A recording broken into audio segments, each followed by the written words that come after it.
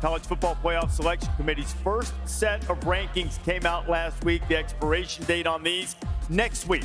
At the moment, Ohio State, which plays Rutgers, off to a good start this season. They are number one.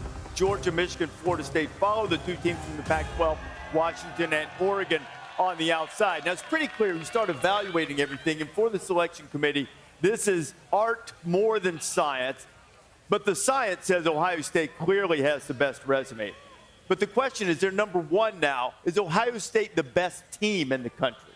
The way they're executing right now, I think the answer to that would be no. You know, they're still weeks ahead of them, and I think they're still trying to find their offensive potential and what they can be. So while they're working into that and becoming that, I think their defense and finding ways to win the game on offense has been a strength, and it's been good enough to give them that resume.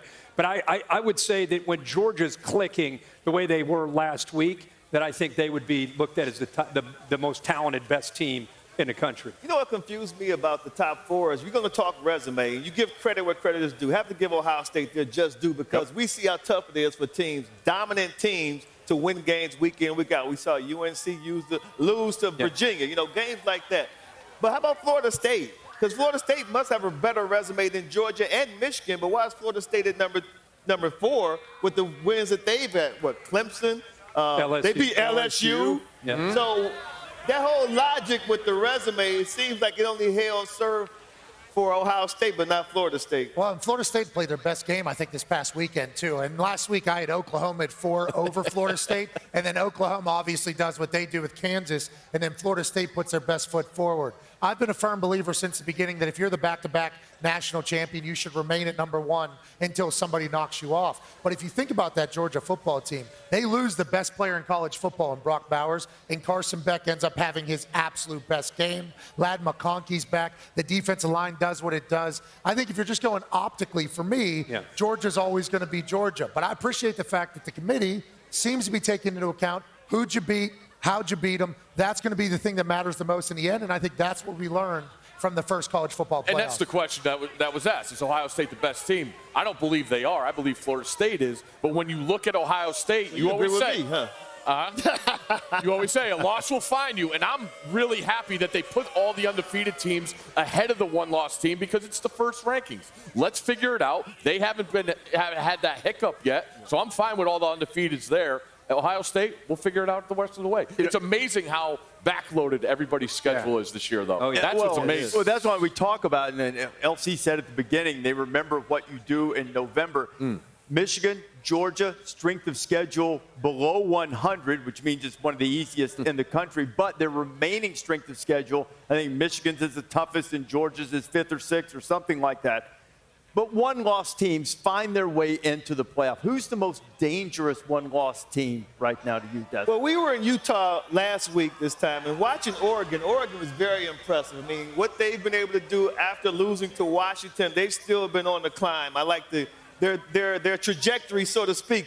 But, guys, we're here, and I tell you what, if Alabama takes care of business tonight against LSU, I think they'll probably move up and be the best one-loss team. But right now, today, Pat, Oregon's been very impressive. Yeah, we talked about a lot of backloaded schedules. Alabama's not one of them. If Alabama wins today, now granted Auburn at the end of the season, you tell me there's maybe some black magic that happens. It's a haunted mansion down there.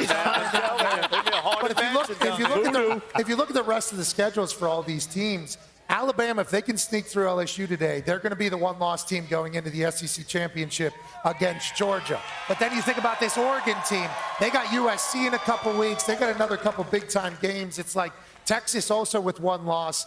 It's any of them could go, and any of them can completely fall out of the top 10. And I think that's the beautiful part about being in November in this particular college football and with season. that Oregon loss, I remember we were there for game day. I called the game, and I remember walking out of there. I know Washington won, and it was a big celebration, but I kind of walked out of there really impressed with Oregon because they went into Husky Stadium, a tough environment, and outplayed them for much of that game and ended up losing the game. What they did in Salt Lake City, another tough environment, and I would give them the edge for one reason, the quarterback. They have a veteran quarterback who's been through everything, the good, the bad that college football has to offer, and because of that and the athleticism and the chip on their shoulder that we know that Dan Lanning's going to coach with, I give Oregon the advantage of that one-loss team. I got to go with Des here with Alabama because of the opportunity they have ahead of them. Yeah.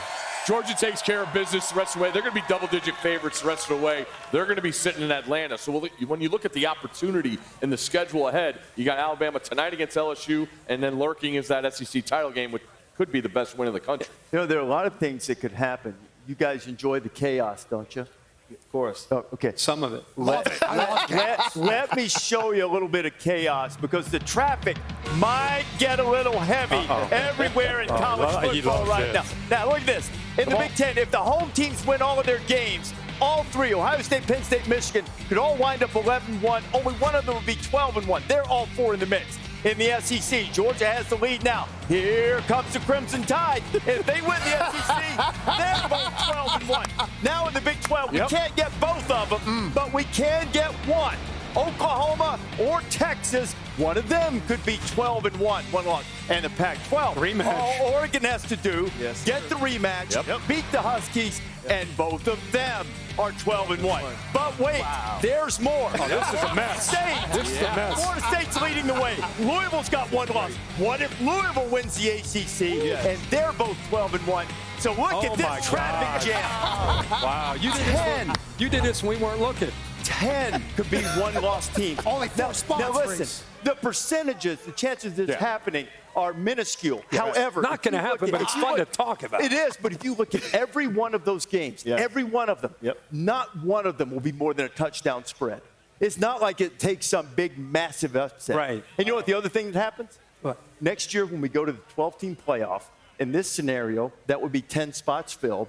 You'd have one more coming from the group of five, the next highest ranked champion, Air Force. And we'd be right back where we are now, arguing over one spot. See how much fun it's going to be after that? All it's going to be just the same. Hey, man, you know, I'm going to tell you this. I'm all for it. Fans can say whatever they want, but they can't say it without the expectation that somebody's not going to fire back at them if you come at them like Tyler from Spartanburg did. On the field, you know, you kind of look there chanting Tyler. Tyler's got some fans here in Bama. Tyler got science here. Reason for alarm, or is it just an aberration? What are those things programs go through? I think anytime you're 4-4, and I don't think they've lost 4 games or 4 conference games since like 2010 or 2011. So this is obviously uncharted territory for the recent history of the Clemson Tigers. But you're always going to be a victim of your success if you have it, because then expectations are going to become unrealistic. It happened here in Alabama. Saban knows every single year if he's not in a national championship conversation, Pee Wee, the person that calls into the show around here, is going to call in and have his ass. You think about what Mac Brown had whenever he was at Texas. He got to the point where he said if he won, it was a relief, and if he lost, it was devastation. It's just what comes with the territory. Now, I will say having DJ Uiagalelei having his best season that he has had in a long time out there at Oregon State, and then having Cade Klubnik not play the way that we all kind of hoped and thought he was going to play is certainly a big part of it. But Dabo's going to have to get this turned around because the expectations out of that Clemson Tigers fan base are always going to be you're going to have to win. And they don't look anywhere near what they looked just a few years ago. I think the thing he said about look at the other programs, you know, Alabama and Georgia, sustaining excellence is the hardest thing in this business for coaches. It's one thing to get up to the top of that mountain, but to stay up there the way Nick Saban has done this for so long makes you just back down and really appreciate it. What Bobby Bowden did in Tallahassee and what Dabo has done, especially at Clemson. But let's be true, let's be real. This has not been the same Clemson team since they walked off that field during COVID against Ohio State in the Superdome. It just hasn't.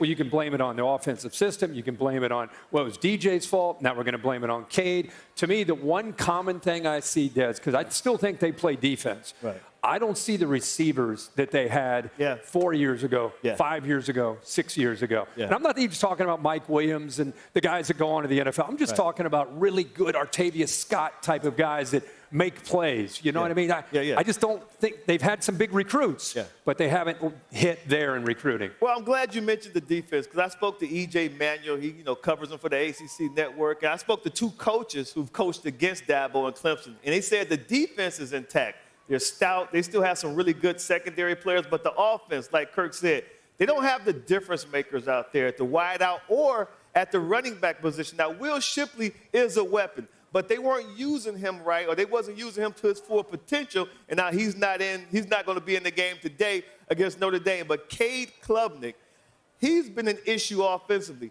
Everyone loves the backup quarterback. So he came in for DJ, right? He showed some flashes. They're like, yeah, the future's bright at the quarterback position. But then he got the keys to the car, and he started playing hero ball at times he shouldn't, and that has cost him in some big games. I think that he's not as athletic as he thinks he is on this level. The things he was able to do in high school, he can't do in the ACC against stellar competition because they have great athletes out there too. I think his potential is still through the roof. I think they will be fine, but Dabo, let's not let phone callers get under your skin like that, bro. I love it. I love it. He said he won Old Testament. He got guys having him question his own resume. It's like, bro, this is my resume. Let's move on to the next caller. This is who I am. This is what I've done. Yeah. They could fall below 500 today, too, because this is a really good Notre Dame team coming in there who has some of the weapons that they're lacking. The one guy I would not want to be watching this segment is Marcus Freeman, because what this segment has done is just added to the attitude that Clemson's going to show up in this game with.